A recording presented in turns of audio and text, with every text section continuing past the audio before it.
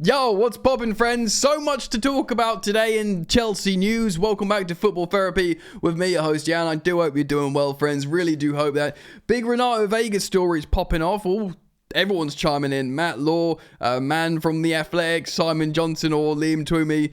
Simon Johnson. Romano popping up, speaking about Renato Veiga too. Huge story at the moment. And of course, Chelsea are looking to do business elsewhere. There was this story coming from Spain about Hernandez, the 22-year-old Spanish winger, which we're going to talk about. We're going to look at his stats as well on X Value, and then we're going to build a lineup together for the Bournemouth game. It's going to be a ruddy, wicked video. So much to talk about, guys. So thank you for joining me as always and showing your sweet love and support simply by liking and subscribing. Super simple to do. Delighted to say this video is brought to you by my partners, Stocks FC. Lots of fun. This is my portfolio. Stocks FC is a trading platform. It's like a stock market for footballers. It's 18 plus because you put your own money in, but it's not gambling or get rich quick scheme. This is my portfolio, and I'm up, guys. It feels like when you do well at fantasy football, except Johan Visser. Bruno Fernandes was an excellent purchase by me. I got him at the right time, just when I think he was going to turn around his form under Amorim, which he has. I've got Rodgers, Reece James, who's up 10% as well, because I knew he was going to come back into the team. Erling Haaland, because he started scoring again, and I've just bought Ebe Eze as well. I feel like it's his time. So you check out Stocks FC for yourself. They do free loan stocks shares as well when you sign up. Click the link in the top of the description or scan this QR code here. Honestly, it's wicked fun. The platform's great. Go check out Stocks FC, man. Alright then, let's get into today's video. I am going to be citing articles from Matt Law here on The Telegraph and Simon Johnson here on The Athletic. So there might be a little bit of recurring themes here, but I just want to hear what everyone's saying.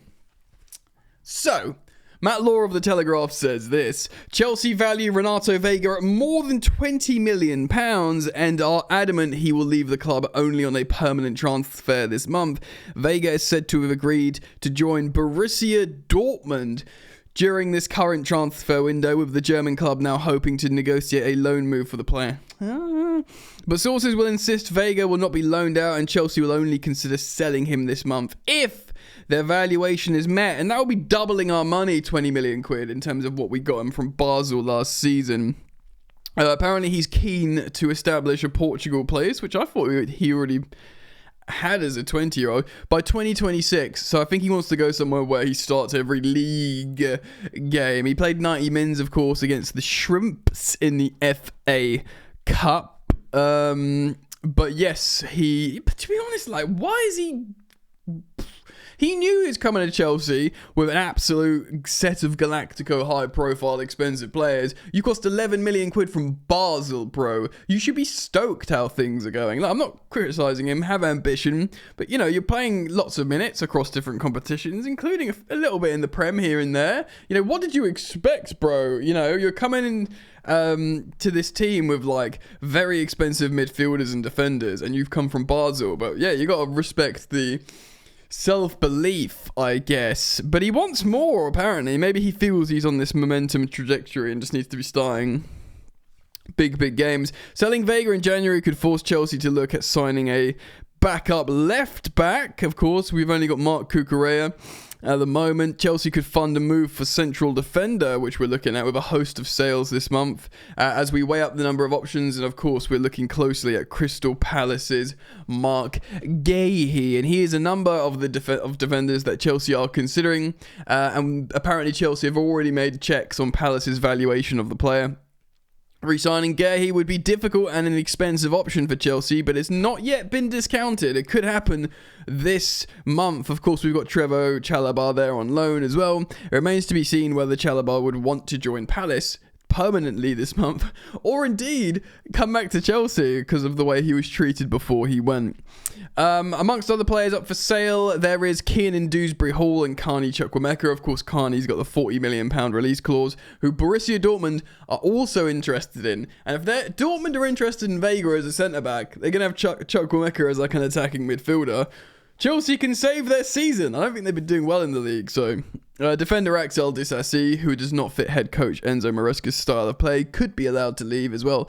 While, of course, Cesare Casadei, who Chelsea rate more than £20 million, has interest from Italy, Netherlands, and France. And, of course, the big story was Torino was chasing down Cesare Casadei, trying to close the deal. But it got to the point where Conte's Napoli, got very, very interested. And that was quite advanced, I guess. Ben Chilwell, of course, hopes to get a move this month. Enzo Maresca spoke about Chile in his pre-match press conference this morning. Basically really, really paying a lot of respect to Chilwell and how he's behaved throughout this period of essentially not being utilised. He said he's been top. He's an amazing fullback. He's just not for me. He's not how I want to play. It's kind of fair enough, really. Be really interesting to see if we can get Chilwell alone, at least, to get him some football. Nkunku, forward Nkunku, who scored his 13th goal of the season against Morecambe, is also thought to be open. He's open to a move away from Stamford Bridge, either this month or the summer, so he is open to leaving this month. Chelsea would most likely listen to offers for Nkunku, given Joao Felix can deputise as a false nine and Guiu's progressing well. It's unclear whether Nkunku's exit would prompt a move for a new striker this month. Ooh la la. So let's keep the momentum going on these particular news stories, because The Athletic, Simon Johnson, writes this.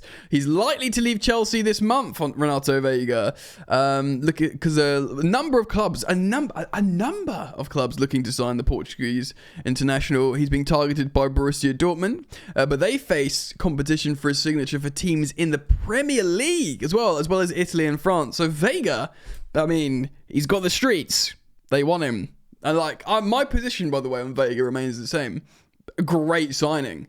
And a great signing because you're going to double your money on him in 6 months, which has to be an amazing signing. And he's been useful in the Conference League leagues phase.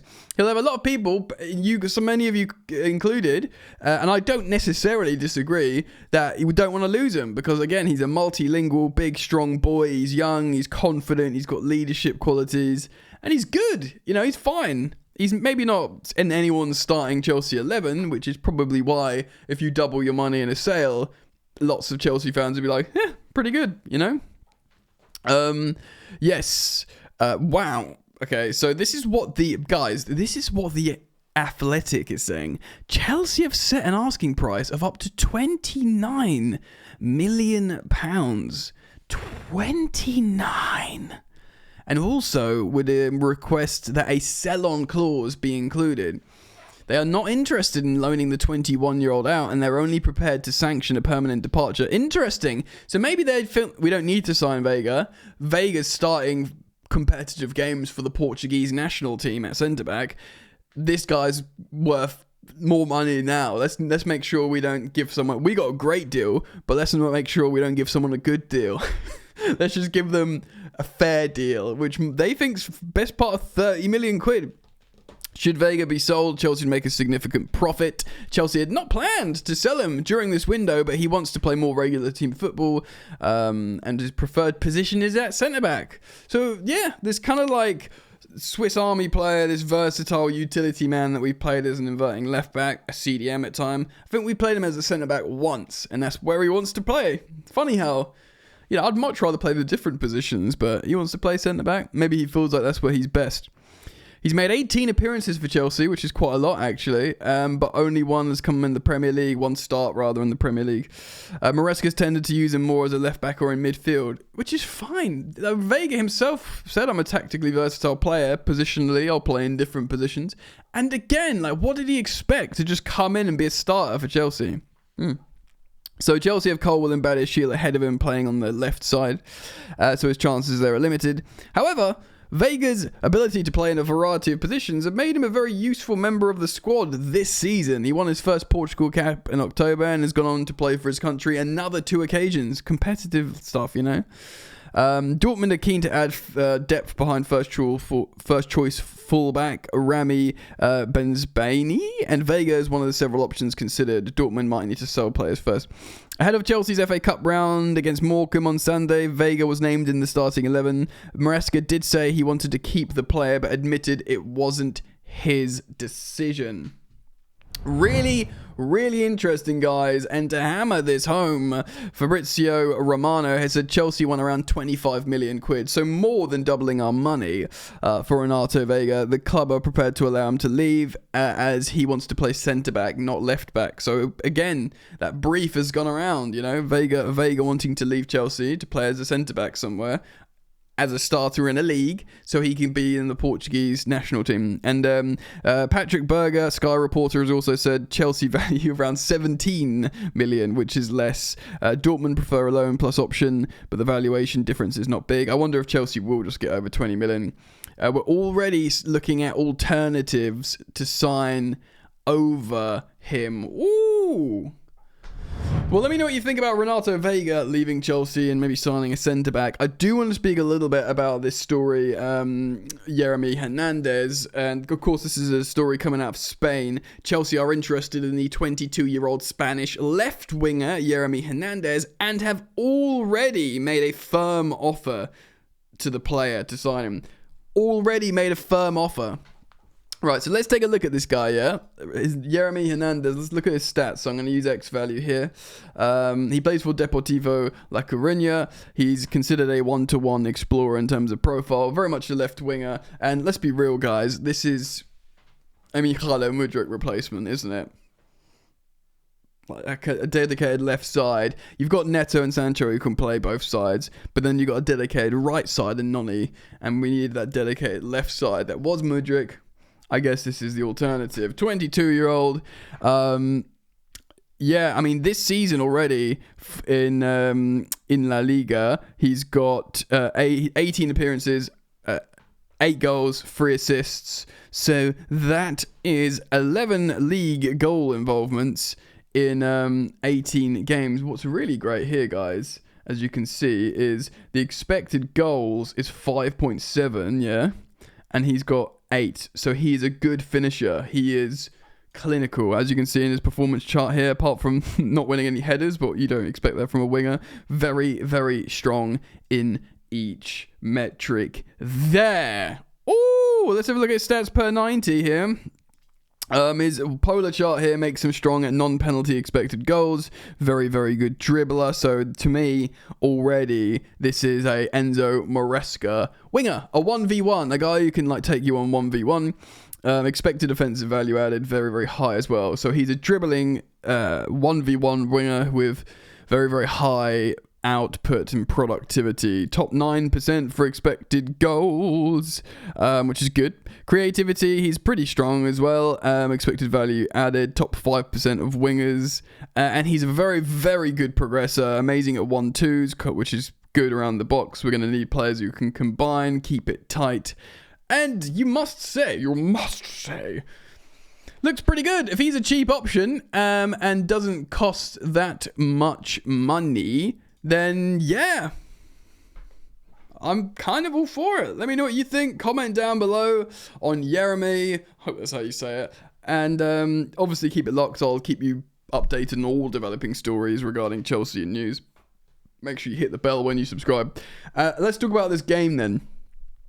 So, Chelsea are playing Bournemouth tomorrow evening, guys. And this is how Bournemouth lined up last time out in the Premier League. Breuer came off, so sad for Everton. Yes, 4-2-3-1 under Andoni Iraola. Very, very good. Evan Nilsson's good. Kluivert's good. Semenyo is great. Kirkes at left back is good. Centre back's good as well. They are a good team. They had won 1-0 against Everton. This is when Dyche was still there. I think he got sacked just before the cup game after this. This is the Premier League game, which is more relevant. Look, I don't need to tell you Bournemouth are really good. I know we got a good result against them before. But they are a great team. We can absolutely not take them for granted. I think we're playing them at home, aren't we? And we need to sort out our home form and win some games. So let's build a lineup together, guys, because this is going to be super, super interesting. Rob Sanchez is, of course, going to be in goal in the Premier League. I mean, Cucurella is going to definitely start at left back for us. He changed the game when he came on against Morecambe. I spoke about that in detail. And I think we know the Colwill is absolutely going to start at left centre back, and Josh Achampong, which is really friggin' annoying. He's not on this website, so again I have to use that striker just as a placeholder for him. But it will be Josh. He was rested against Morecambe. He was on the bench. He's really, really liked by Enzo Maresca, the 18-year-old. So that is great. I am so interested because apparently Reece James would be available for 90 minutes. Now, I want to see Reece James next to these man, Colwill and Achampong, tucking in, Cucurella running off into that pocket like he likes to do. So I think he might play 60 minutes. I know he just played 45 for the first time in ages, but I am going to say Reece James over the likes of Malo, Gusto. I think Gusto will come on to the end because I think the way Reece plays and just can get us going and maybe get us 2 goals ahead, then we're not freaking out with just a 1-goal lead that we let go, because that's what we do apparently. Let the captain be on the pitch, settle us into the game, get us to 60 minutes, hopefully we're a goal or 2 ahead, but then you can bring on the fresh legs of Gusto. Now, for me, that does not mean Lavia is going to start straight away. I think Lavia is more of sub appearances for the moment. I do think there'll be games where Caicedo starts at right back again, and then we see both Hernandez and Lavia, but I can't see that here. So Moises Caicedo and Enzo Fernandez, I believe, will be playing in these roles here. And of course, Cole Palmer undoubtedly will be starting in the cam position. Now, Nico Jackson hasn't scored in a month, which is annoying. Enzo Maresca was asked about this, and he said, yeah, that's true. He started really well, scoring loads of goals, but the truth is we love what Nico does. It's not just about the goals, it's about how he helps us play. And I have to say, I tend to agree. I'm often talking about how I really, really like, what he brings. Personally, I would like to see Noni starting, give him a chance again. Neto's great, whatever, but I want to see Noni have that moment to prove himself again, and just, even if it's just 60 minutes. And yes, Sancho absolutely keeps his place on the left wing. And that, guys, is my starting lineup to play against Bournemouth. Whoop, mama. Yes, it's going to be a tough game. It is going to be a tough game. I am going to give Chelsea a win. I'm going to give us a 2-1 win. Yeah. But I don't think it's going to be stressful. I think maybe we, I don't know, are winning 2-0 and they score a late goal at the end or something like that. But I'm going to go for a Chelsea win. What do you guys think? Comment down below on everything I've spoken about today in today's video. Remember, do go check out Stocks FC by either scanning this here on the screen or clicking the link in the top of the description. It's wicked, so do go check it out. Do yourselves that favor, friends. And yeah, man, I hope to see you back here soon. Peace.